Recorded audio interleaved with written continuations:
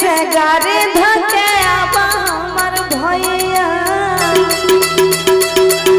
जल्दी से गाड़ी धके आबा हमर भैया जल्दी से गाड़ी धके आबा हमर भैया छिया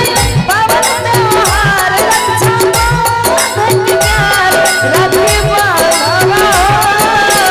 मोर भैया कैसे के गाड़ी भागे अइयो हमर बहिना कैसे के गाड़ी भागे अइयो हमर बहिना सुझै नहीं छै उपाय आबै बड़ी के रोवाई केना बनियोगे मोर बहिना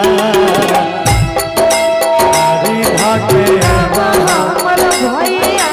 जल्दी से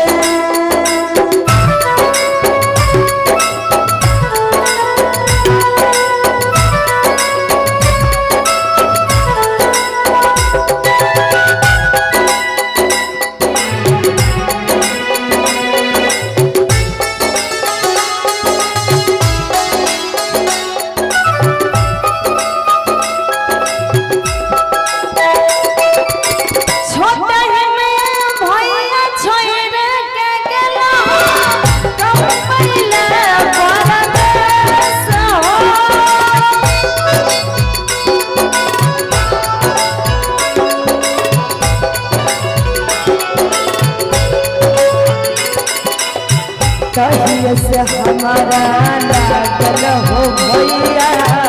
मनमा में छै कलेश हो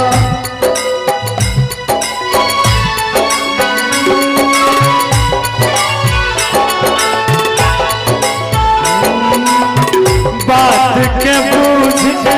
बहिन दुलारी काने ने तू एकदम तोरो के बारी छियो हम ता लाचार गे जल्दी से गाड़ी धके आबा हमर भैया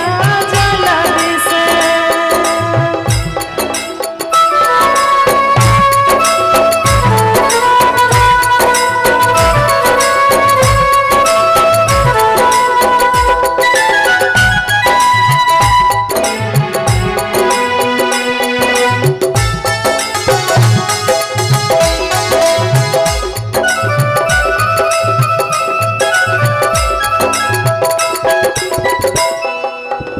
जाए के बेरिया में वादा तो कहियो हर साल गाओगे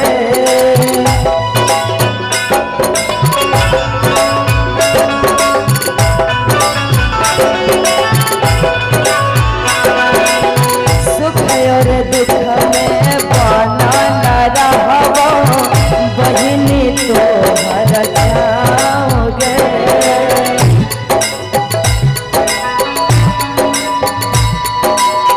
दुख के लाचारी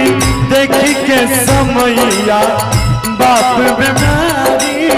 कमजोर मैया छियो नहीं हम कठोर जल्दी से गाड़ी धके आबा हमर भैया जल्दी से गाड़ी धके आबा हमर भैया छिया पावन त्योहार रक्षा बंधन के प्यार राखी बाबा मोर भैया कैसे गाड़ी भागे अइयो हमर बहिना कैसे गाड़ी भागे अइयो हमर बहिना आबै बड़ी रोवाई हमरा कुछ न सहाई बतैयोगे